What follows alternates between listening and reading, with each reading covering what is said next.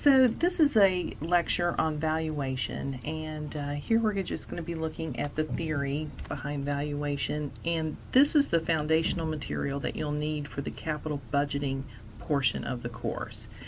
And so I'll explain as we go through how this will apply. Here are the objectives that we have gone through thus far, and so we're working on that last one, or that last black one there, understand the concept and basic tools of valuation.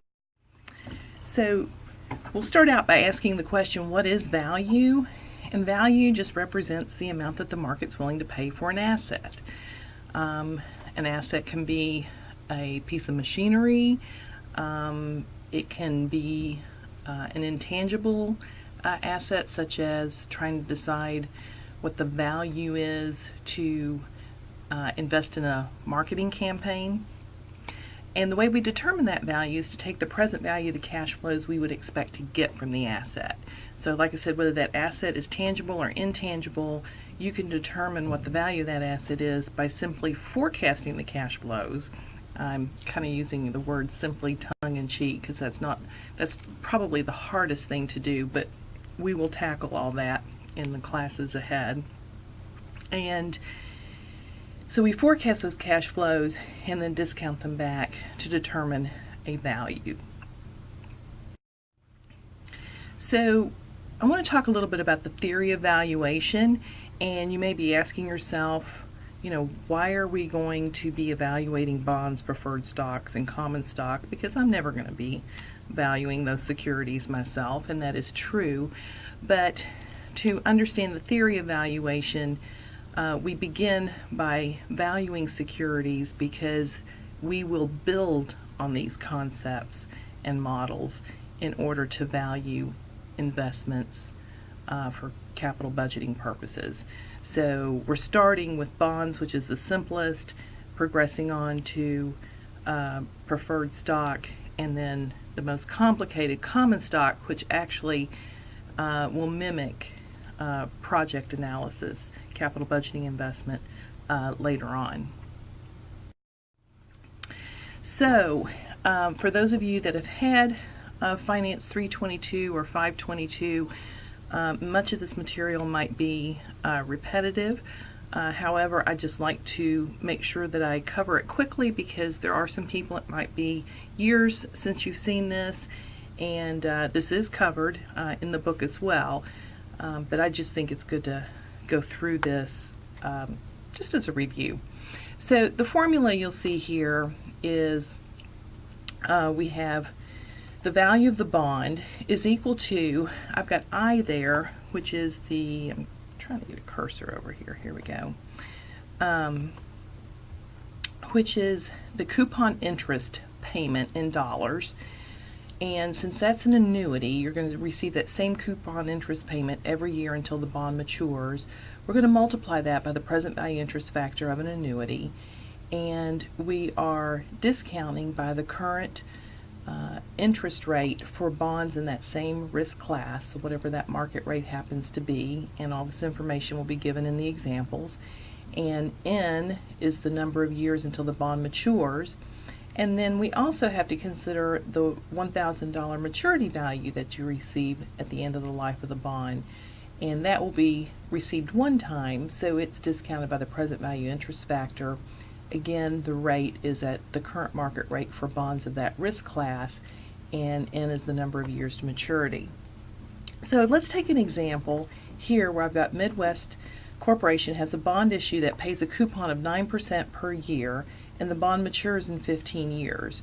The current market rate on the bonds is in the same risk class is currently 9%. So first of all, to find the value of the bond, what we need to do is find the coupon interest payment, and I do that by taking the coupon interest rate and multiplying it by the par value of the bond. Well, note in the problem it doesn't tell you what the par value of the bond, because in the United States all bonds have a par value of $1,000. So we just make that assumption. I take the 9% and multiply by $1,000 to get a coupon interest payment of $90. So that coupon interest payment is going to be paid every year for 15 years, and right now Since this is a newly issued bond, we're going to assume that these are bonds that are hitting the primary market. They're newly issued bonds that just hit the market today. And generally, when bonds just hit the market, the coupon interest rate is set equal to the current market interest rate. And so I am discounting here by the market rate, which is right there, the 9%, which happens to be the same right now as the coupon rate because they're new bonds. And here is the $1,000 principal payment that you'd receive at the end, also referred to as the par value or the maturity value. And that is discounted by, again, the market interest rate, and then you would receive that at the end of the life of the bond when the bond matures in year 15. So then when you do the math, you find actually that the value of the bond is equal to $1,000. I'm 4 cents off due to rounding of the tables, but you can see it's very close to $1,000, and that's in fact where it should be. Okay, so let's say that 1 year passes and you want to find out what the value of your bond is.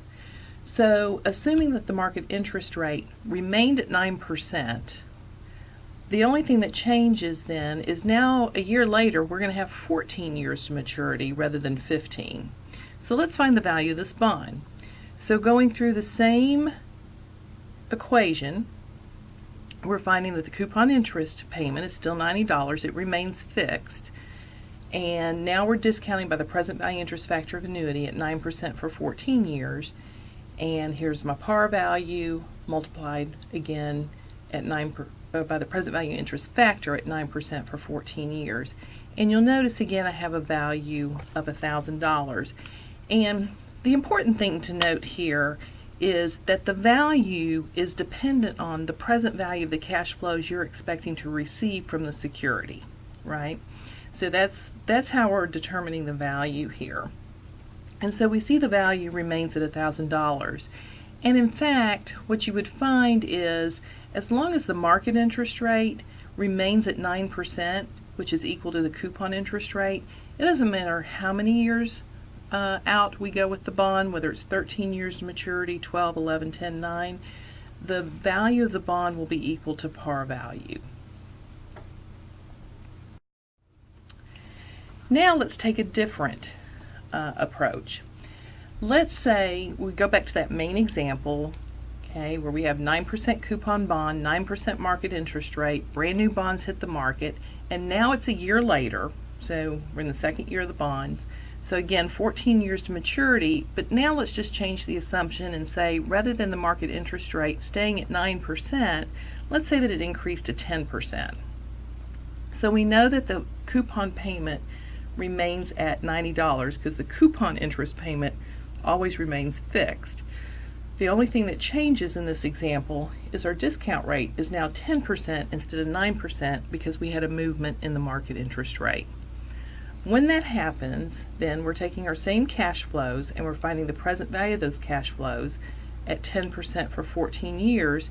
Notice that the value of the bond moves down from $1,000 to $926.30.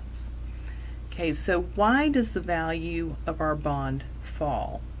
Well, as I mentioned before, any newly issued bonds that would happen to be issued during this year would pay the current market rate of 10%, which means it would pay a coupon interest payment of $100 as opposed to $90. So why would you pay $1,000 for a bond that's only going to give you $90 a year in interest as opposed to $100 a year in interest? And so what happens is the price has to adjust so that as an investor, if you were to enter the market this year, it doesn't matter whether you buy this bond here at $926.30 or whether you buy a brand new bond that pays a $100 coupon interest payment. Either way you go, since these are bonds that we're assuming are in the same risk class, either way you go, you're going to end up earning a 10% return, assuming that you enter the market this year. And let me demonstrate that. So let's say that you entered the market this year, you bought this bond at $926.30, and you hold it for a year. What happened to your bond? Okay, so we're going to say, assume the interest rate stays at 10%. You've held it now for a year. You bought it last year when it was 14 years to maturity, so now it's 13 years to maturity. And note that the value of your bond has gone up just a little bit to $929 and a penny. Okay, and we're discounting at 10% for 13 years in both of these interest factors. So by entering the market last year and buying this bond, this is the rate of return that you earned. You earned an interest yield of $90 on a $926.30 investment. So your interest yield came to 9.71%, and then notice the price of your bond went up just a little bit by $2.71 on your 926 investment. So notice how you still earned a 10% rate of return.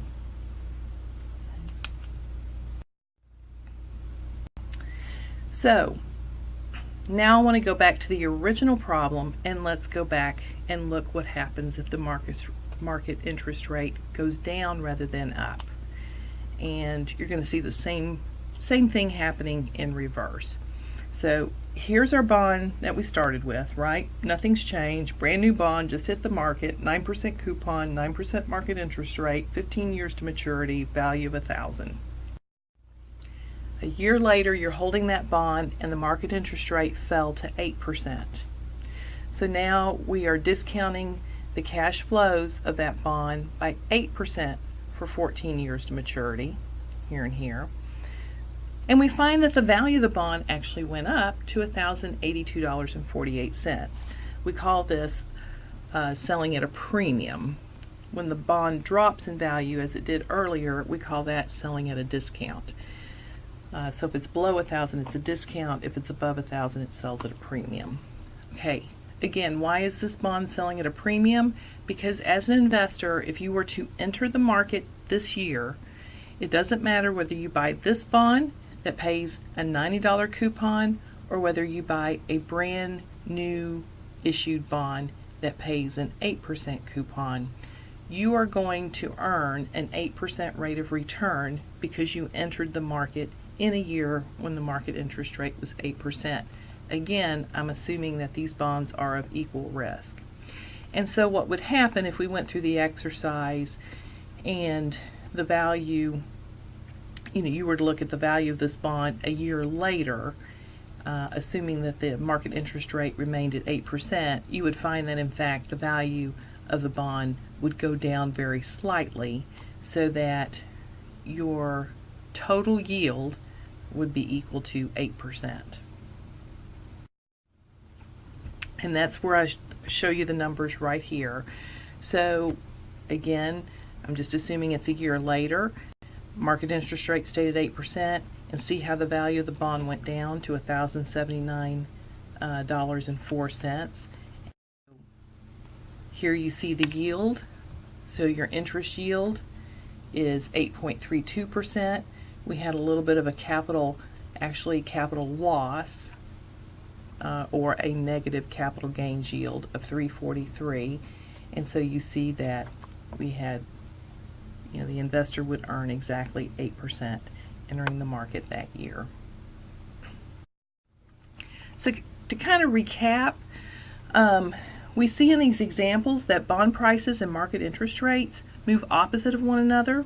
So basically, if the market interest rate is higher than the coupon interest rate, then the bond is going to sell at a discount. We saw that earlier and saw why that happens. If the market interest rate is less than the coupon interest rate, then the bond will sell at a premium. And again, we saw that earlier and saw why that happens. And then we also saw that if they are equal, then the bond will sell exactly at par.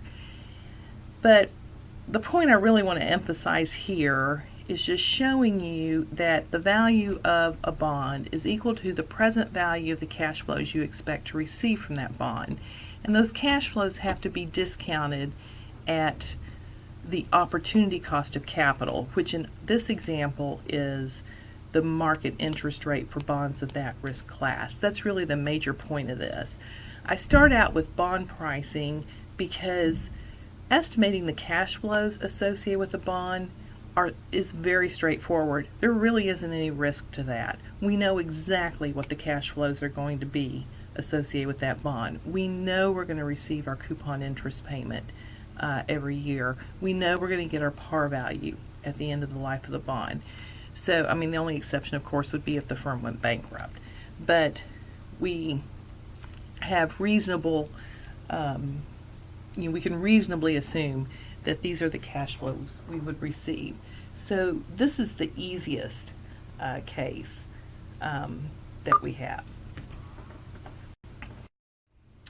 Now, a more subtle relationship you may notice here is if the bond sells at a premium, then notice how the bond price will decrease a little bit each year. I just showed you for 1 year until it's equal to par at the time that the bond matures.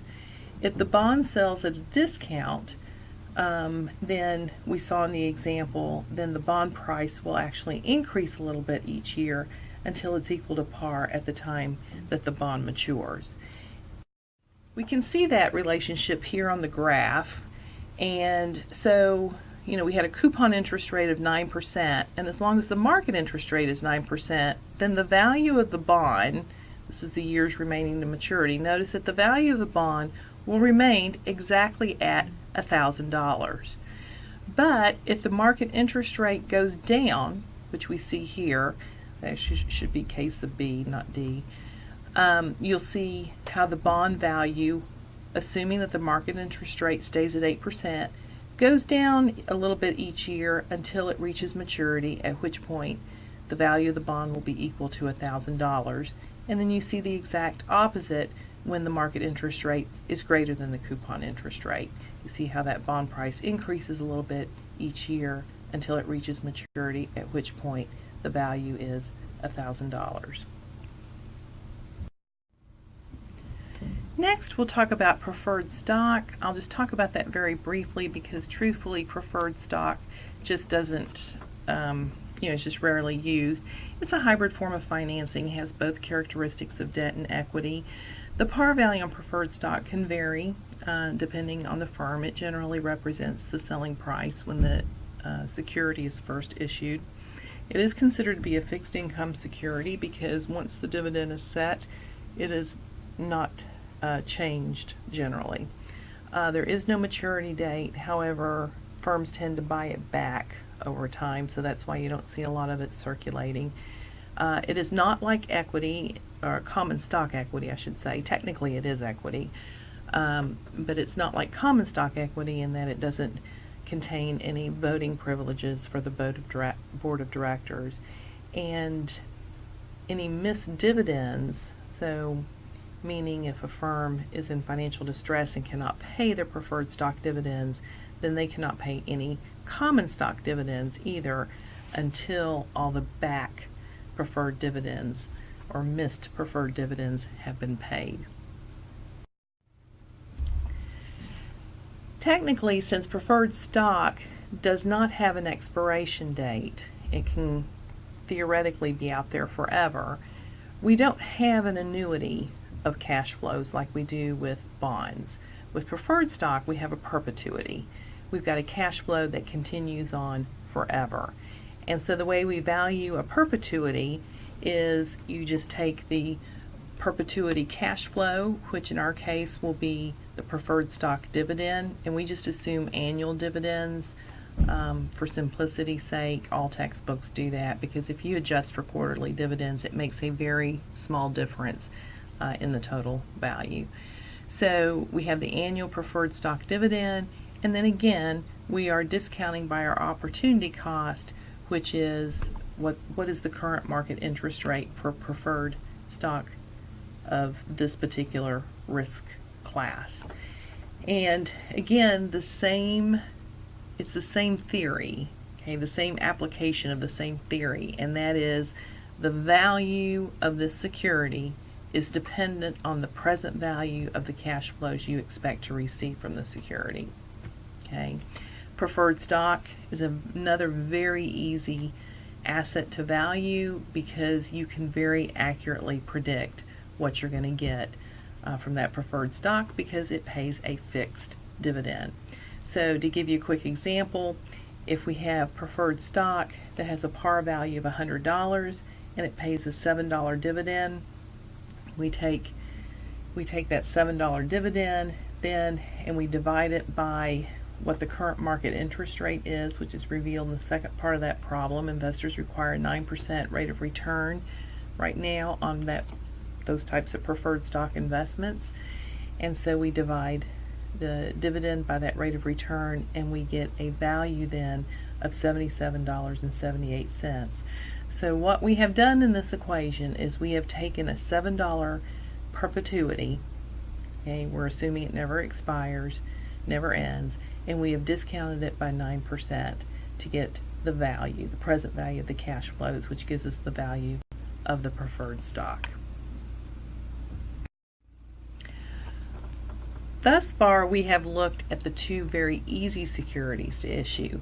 Now we're going to move on to more complex valuation models, and that is dealing with common stock, which is much more similar to also dealing with capital budgeting problems or trying to value a firm.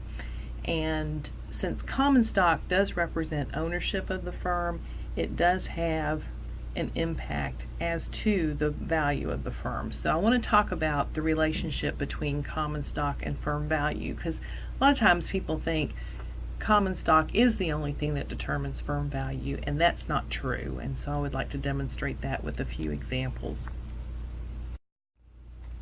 So I could ask you, what is the price of Google stock right now? And a recent price, recent as to when I recorded this lecture, we find that the price of Google stock is $671.24 per share. Okay. What does that tell us about Google stock? Well, by itself, really, the stock price doesn't tell you a whole lot about the total value of the firm. It just simply doesn't tell you a whole lot. It's useful information. If you bought in at $600 and you see now it's $671.24, you know the value of the stock increased, and so that's great for the investor. If you bought in at $700 and it's down to $671, well, you're on the bad side, downside of that. So, relatively, that stock price is important, but what does it really tell us about the value of the firm? Well, let's look at some more stock prices. This is my favorite, Berkshire Hathaway. What do you think the price of a share of stock is right now for Berkshire Hathaway? $199,650 per share. So that's kind of amazing. So again, does that mean then that Berkshire Hathaway has a higher firm value than Google? Not necessarily. It's very possible it does, but not necessarily. Depends on how many shares are outstanding, depends on how much debt the firm has. So we're going to factor all that in. So as an aside, my husband's always asking me what I want for Christmas, and I keep telling him I want 1 share of Berkshire Hathaway. So I've yet to get that, so I keep pointing out he really truly doesn't like me. Okay, so moving on to the next stock, we have Nokia. And Nokia is best known for cell phones, but they sold that division off to Microsoft. But what are they selling at per share? They're selling at $6.98 per share. Okay, quite different than what we see with Berkshire Hathaway. Does that mean Nokia is valued, total firm value is less than Berkshire? Probably, but we still can't make that generalization until we know more about the companies. Then I always like to just kind of play a game as guess who has the higher stock price. And so again, at the time of this recording, and it could change, you've got Walmart and Amazon. And so take your guess. And so if you guessed Amazon, you were definitely right. A lot of times people are amazed at the price difference between Walmart and Amazon, given they're considered to be competitors. Amazon obviously is in other industries that Walmart is not into. Does that mean Amazon has a higher firm value? Well, we'll move on and see in just a little bit. Chipotle and Starbucks, which has the higher stock price? Take a pick. We see that Chipotle, again at the time of this recording, was $732.93 per share compared to Starbucks at $60 per share, which has the higher firm value. We'll look at that in just a moment. So, what makes one stock worth $199,650 per share and another one only $6.98 per share? That's the first question we want to ask. And then we're going to move on to firm value. But remember, what determines the value of any asset, including a common stock, is the present value of the cash flows that the investors expect to get from that asset. Okay, that's the guiding principle through this entire discussion. So, in other words, investors of Berkshire Hathaway, when they're investing $199,650, they are assuming that the present value of the future cash flows that they would expect to receive from a share of stock of Berkshire Hathaway is equal to $199,650. Okay. Obviously, Nokia investors don't expect nearly as much in terms of future cash flows because it's reflected in the lower stock price.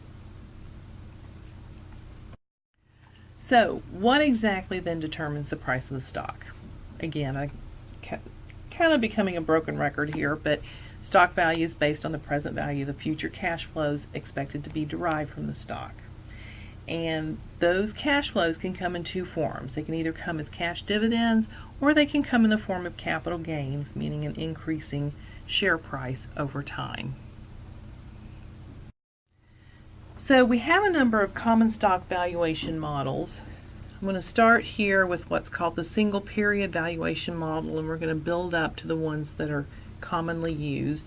This one kind of sets the conceptual stage for the more sophisticated models that you'll see later on.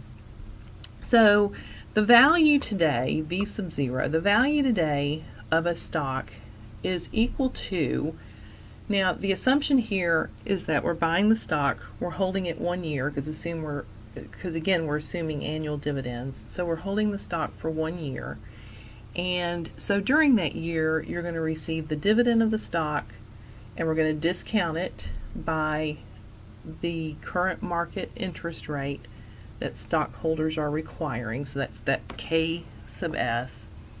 Okay, instead of using the tables, I'm using the formula version. And then if you kept the stock for 1 year, at the end of the year you would sell the stock at some price. So the price at the end of year 1, again discounted by investors' required rate of return for that stock. So let's run through an example and see what that looks like. So suppose you want to divest in Texaco stock that's expected to pay a 75-cent dividend at the end of one period, and it's expected to have a price of $40.50 at the end of that period.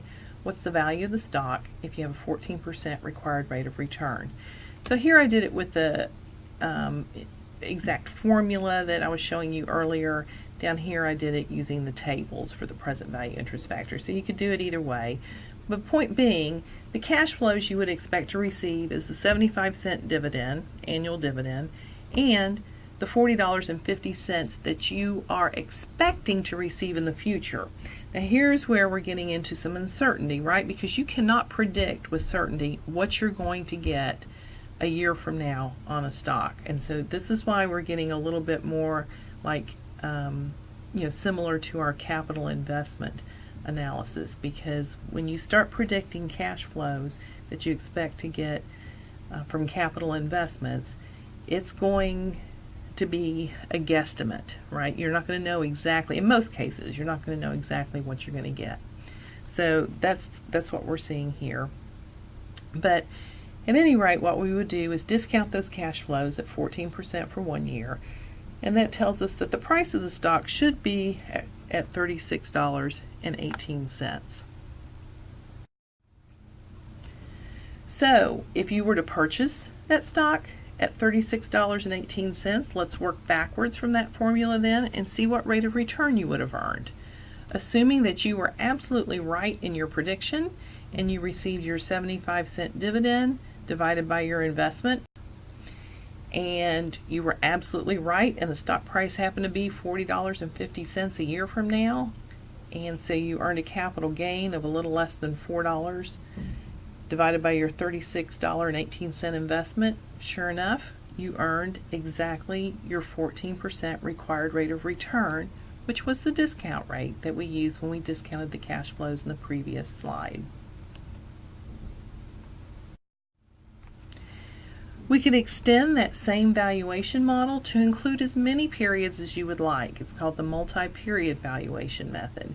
So here I just extended the same example to 2 periods. Like I said, you could do it for 10 periods. It would get monotonous, but you could. So the only thing that changes here, I'm assuming that my dividend's the same, but I'm predicting what I expect the stock price to be at the end of year 2. So I have a 75-cent dividend in year 1 that's being discounted back 1 year at 14%. Here's my year 2 dividend discounted back 2 years, and then I expect to sell the stock at the end of the 2nd year, and that's also discounted back 2 years. And here you see it in present value interest factor form using the tables, and I end up with a price of $35.84. Again, the value of the asset being the present value of all the cash flows I expect to receive from this asset. Now, rather than going through and predicting year after year after year after year what you expect the dividends to be and what you think you could sell the stock for so many years down the road, what we have are more realistic valuation models. These are compact valuation models that will allow us to very quickly find the present value of expected future dividends of the stock. It's just that each one of the examples that I'm going to show you, each one of the models that I'm going to show you is based on a different assumption. Okay, one assumption that's made in all 3 models is that we hold the stock forever. Okay, we never expect to sell the stock, so therefore we don't have to predict a selling price of the stock some year or sometime down the road. Some people are bothered by that assumption, but I'll explain at the end why you should not be bothered with that assumption. It actually comes out to be the same value whether you use the single or multi-valuation period or whether you use these more compact valuation models that I'm going to show you. These are just much easier to deal with. So let's move on to the zero growth model first. This is what the zero growth model looks like. So with the zero growth model, what you're doing is you are finding, please keep in mind, in all these compact models, we're doing exactly the same thing. We are finding the present value of the cash flows we expect to receive from this stock. And the other assumption we're making is that we do not expect dividends to grow for the foreseeable future. So if those two, or if that zero growth model applies, in other words, if that zero growth assumption applies, you would use the zero growth model to value the stock. So in this case then, the value of the stock today would be equal to the dividend divided by investors' required rate of return, which should make sense because if you don't expect dividends to grow in the future and they're going to stay constant and they go forever, then it's just like valuing a preferred stock, right? There's no maturity date. you're valuing a perpetuity, and that's exactly what this formula is doing here. Just to put some numbers to the formula, let's say our dividend is going to be held constant at $1.92, and investors' required rate of return is 9%. So when you value that perpetuity, we get a value of $21.33. That's taking the present value of a set of dividends that are going to be $1.92 starting next year. Okay, one important point to make is you always start with next year's expected cash flow, because anything that's happened this year or the year before does not add value. It's future expected cash flows. So $1.92 every year into perpetuity brings us $21.33 in present value once we take into consideration investors' required rate of return. Now, if you have a situation where you do have dividends that are growing, and you can actually assume a constant growth rate for those dividends for the foreseeable future, then we would apply what we call the Gordon model or the constant growth model. And so this model is very easy to apply. The value of the stock is equal to next year's expected dividend divided by investors' required rate of return minus the assumed growth rate, what that constant growth rate is going to be. And this is actually, maybe mark this slide or mark this model. This model may actually be used in some of your capital budgeting projects, and I'll talk about that more when we get into capital budgeting later on. So let's go ahead and work through a numerical example. So if you're expecting a dividend next year of $2, okay, so again we're starting with next year's expected dividend, and the growth rate's expected to be 6%, and investors are requiring a 15% rate of return, what's the value of the stock? So just plugging the numbers into the model, we find out that the value of the stock is equal to $22.22. Okay, so very straightforward. And once again, what this model is doing is it's assuming that next year you're going to get $2. The year after that you're going to get $2 times 1 plus the growth rate. In other words, it's going to be $2.12. It's going to increase by 6%. It's assuming it's going to increase by 6% after that, 6% after that, and then it's discounting all that back to time period 0 to today to give us a value of $22.22. Okay, so the stock price reflects the value of stock investment. I'm kind of recapping some things here. The higher the stock price does not mean the higher the firm value. Is there any relationship between stock price and firm value? And if so, what is that relationship?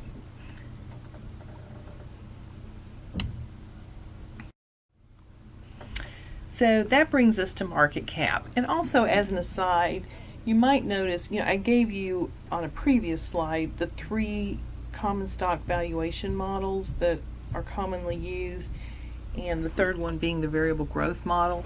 I did not cover that because the variable growth model is just kind of a combination of that single period or multi-period valuation model and the constant growth model together, and it's not really used in capital budgeting. And so I think the first 2 models drive the point home that I want to make, which is the value of the assets equal to the present value of the cash flows you expect to receive. So that's why I just kind of skipped over that for now, just in case you were interested, to move on to market capitalization. Okay, market capitalization gets us a little bit closer to the value of a company, but it still is not exactly the value of the company. Market capitalization, or most commonly referred to as market cap, is the total value of the issued shares of the publicly traded stock. So in other words, you would look at the current market price and multiply it by the number of shares that the firm has outstanding, and that gives you the market cap. You can go to Finance Yahoo and they will tell you what the current market cap is. Obviously it changes for some firms from minute to minute, depending on what the changes are in the stock price. Your total number of shares can change. Any of those things can change to impact your market capitalization. So again, just to kind of entertain me and play this little game, I always think it's interesting to kind of look and try to make some guesses on what you think. So who do you think has the highest market cap? Number of shares outstanding times the market price.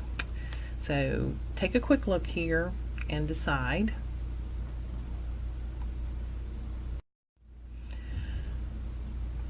Remember, our two highest stock prices earlier were Google and Berkshire Hathaway. If you remember, Berkshire Hathaway had a much higher stock price than Google. But yet, in terms of market capitalization, it's second. Okay, Google has the higher market cap. So what that tells us is that Google apparently has many more shares of common stock outstanding than does Berkshire Hathaway. Okay, that's the only way Google's market cap could be higher. Let's take a look at some of the others. Which has the lowest market cap? Take a guess.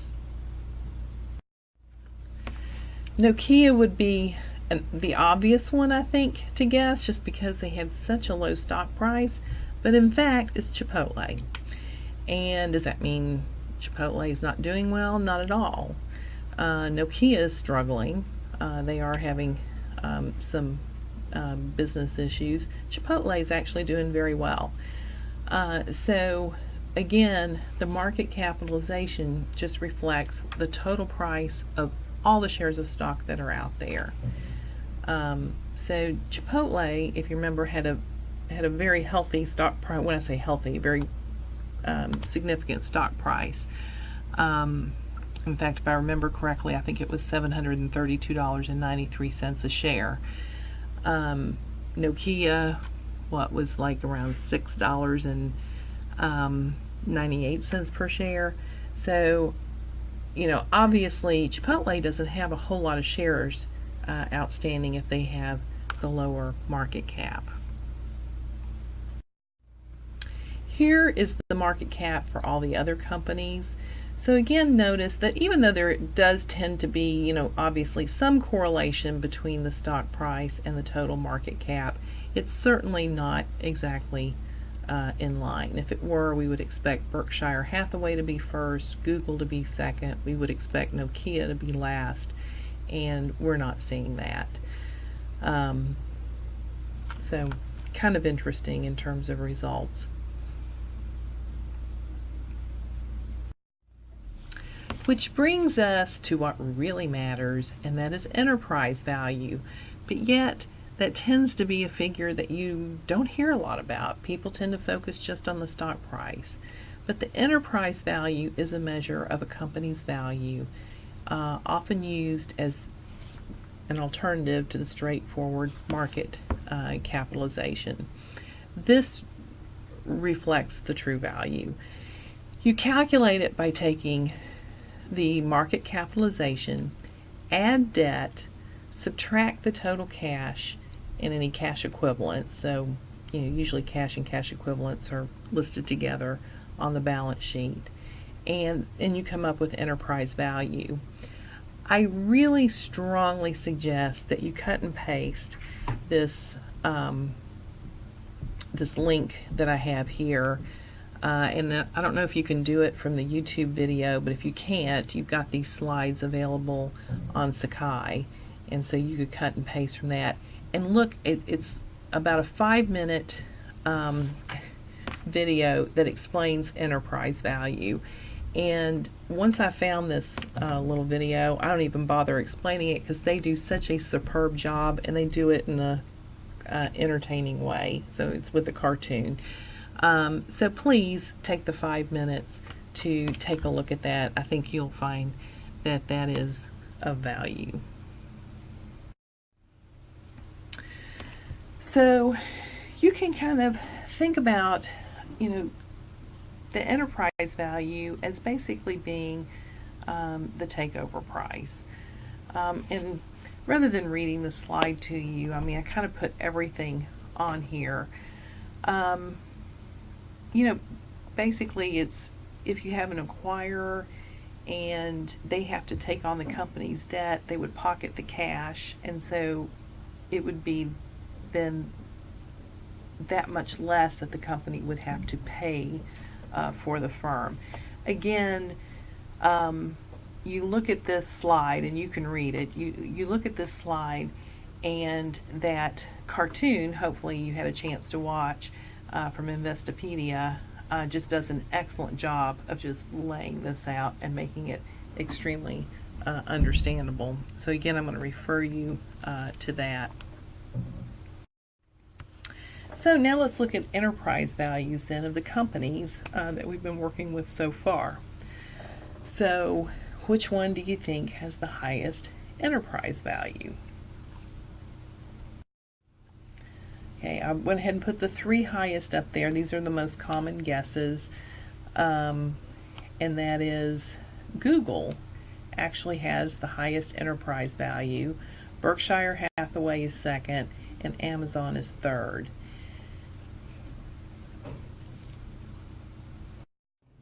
Which has the lowest enterprise value? Okay, take a minute to think, or a second to think. And there we have the lowest enterprise values, with Chipotle being last. Here they all are together. This, by the way, is really unusual. You generally do not see enterprise values lining up perfectly with market cap. It just happened to be that given the stock prices at the time when I was updating these slides, it just happened to work out that way. I was a little bummed about that because usually, like I said, that's not the case. Usually you will see variations, you know, just like we did between stock price and market cap. Generally you'll see those same variations between market cap and enterprise value. This time we didn't, but don't, I guess the moral of the story is don't expect them to always line up. They do tend to be correlated. I mean, a lot of times you do have them to be you know, close together, and maybe just out of that list there might be 3 that tend to be out of order, but you generally don't see them line up exactly like this. Okay, that brings us to the application problem. I do have an application problem posted on Sakai, and if you would take a look at that and work through it. I have also posted the solution on Sakai, so you can see, you know, how well you did. And then when we're in class, please feel free to ask me any questions that you might have. Thank you for your attention. Bye-bye.